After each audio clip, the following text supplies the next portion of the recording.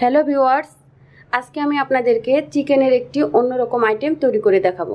এই রেসিপিটির নাম আচারি চিকেন। আচারি চিকেনটা তৈরি করার জন্য আমি কি কি উপাদান নিয়ে নিয়েছি সেগুলো আগে দেখিয়ে দিচ্ছি। চিকেন নিয়ে নিয়েছি আমি এখানে 1 কেজি। আচারি চিকেনের সিক্রেটটা হলো আচারি একটা মশলা। এই মশলাটা তৈরি করার জন্য আমি যে উপাদানগুলো নিয়ে নিয়েছি, শুকনা মরিচ 6-7টি, আস্ত ধনিয়া নিয়ে নিয়েছি 2 টেবিল চামচ, হলুদ গুঁড়া নিয়ে নিয়েছি 1 চা চামচ, আস্ত জিরা 1 চা চামচ, আস্ত মেথি 1/2 চা চামচ, আস্ত কালি জিরা 1/2 চা চামচ, মৌরি নিয়ে নিয়েছি 1 চা চামচ, আস্ত তেজপাতা 2টা, দারচিনি 2 টুকরো, এলাচ 2টি, আর লাগছে লং 2টি। এর সাথে ছেঁচে নেওয়া কিছু রসুন কুচি নিয়ে নিয়েছি। পেঁয়াজ লাগছে 1 কাপ, টক দই 2 টেবিল চামচ, পরিমাণ মতো তেল, কাঁচা মরিচ আস্ত 6-7টি আমি এভাবে করে নিয়েছি, পুরোটা একেবারে চিড়ে দিইনি, আদা রসুন পেস্ট 2 টেবিল চামচ, আর লাগছে স্বাদ মতো লবণ। এখন আমি পুরো রান্নায় চলে যাচ্ছি। প্রথমে আচারি মশলার স্টেপটা আমি শুরু করেছি। এখানে যা করব, শুকনা মরিচগুলো নিয়ে নিয়েছি ভেজে নেওয়ার জন্য, এগুলো ভেজে নেব একটু। এর মধ্যে আমি আস্ত তেজপাতাগুলো টুকরা করে দিয়ে দিয়েছি। এখন দিয়ে দেব আস্ত ধনিয়াগুলো, মৌরি আর মেথি।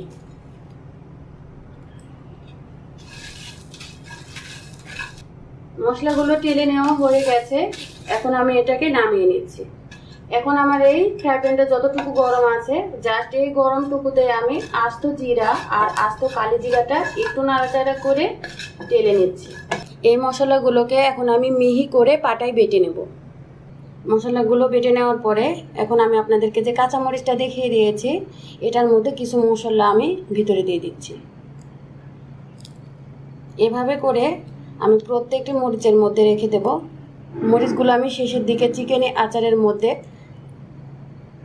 ছেড়ে দেব, তখন এই মরিচটার এত সুন্দর একটা ফ্লেভার আসবে, গরম গরম ভাতের সাথে খেতে অনেক মজা লাগবে।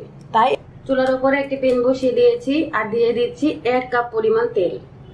তেলটা একটু বেশি লাগবে। তেলটা গরম হয়ে আসলে এর মধ্যে ছেড়ে দেব পেঁয়াজ কুচি।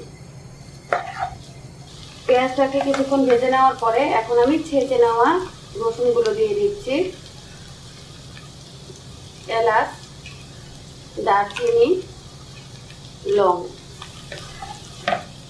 এখন দিয়ে দেব আস্ত জিরা আর কালি জিরা যা আমি একটু টেলে নিয়েছিলাম সেগুলো। এর মধ্যে দিয়ে দেব আদা রসুন পেস্ট, দিয়ে দিচ্ছি স্বাদ মতো লবণ। এখন কিছুক্ষণ ভেজে নেওয়ার পরে এর মধ্যে আমি কেটে ঝরিয়ে নেওয়া চিকেনগুলো ছেড়ে দিচ্ছি। এই অবস্থায় এটাকে নেড়ে চেড়ে আমি কিছুক্ষণ রেখে দেবো, 2 থেকে 3 মিনিট মতো। এখন আমি দিয়ে দেব হলুদ গুঁড়ো আর দিয়ে দেব তৈরি করে নেওয়া সেই আচারি মশলা। আবারও ভালো করে মিশিয়ে দিতে হবে। এবারে আমি একটু পানি অ্যাড করে দেব জাস্ট মাংসটাকে কষিয়ে নেওয়ার জন্য।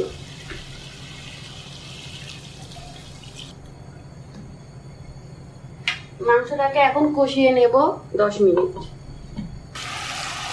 ঢাকনা খুলে দেখি আমার আচারি চিকেনটার কি অবস্থা। আপনারা দেখতে পাচ্ছেন এটা কষানো শেষ হয়ে গেছে। এই মুহূর্তে আমি টক দইটুকু দিয়ে দিচ্ছি। টক দইটা দিয়ে ভালোভাবে মিশিয়ে নিতে হবে। এবারে দিয়ে দেব আস্ত কাঁচামরিচ যা আমি একটু চিড়ে নিয়ে মশলা দিয়েছিলাম সেগুলো।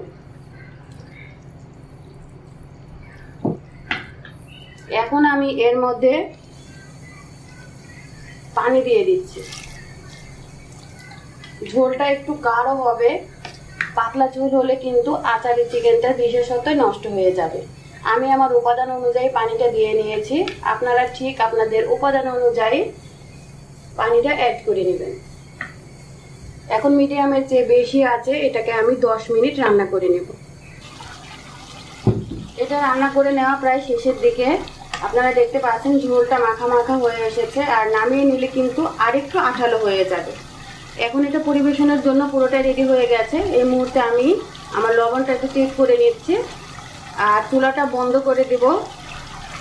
এটাকে এখন নামিয়ে নিচ্ছি। তৈরি হয়ে গেল আপনাদের আমার খুবই প্রিয় আচারি চিকেন। আশা করি আপনারা বাসায় ট্রাই করবেন আর খুবই মজা করে খাবেন। এখন এত সুন্দর একটা অ্যারোমা বেরোচ্ছে, যদি এই প্রক্রিয়ায় আপনারা তৈরি করে না থাকেন তাহলে কিন্তু এটা বুঝতেই পারবেন না। গরম গরম ভাতের সাথে, পোলাওয়ের সাথে বা বিরিয়ানি, পরোটা যেটার সাথেই বলুন, দারুণ জমে যায় এই আচারি চিকেনটা। আমার খুব ফেভারিট, তাই আমি আপনাদের কাছে এটা শেয়ার করার জন্য আজকে এসেছিলাম। শেয়ার করা হয়ে গেছে। আজকে বিদায় নিচ্ছি। আপনাদের সুস্বাস্থ্য কামনা করছি। অবশ্যই আমার জন্য দোয়া করবেন। বিদায় বন্ধুরা, আল্লাহ হাফেজ।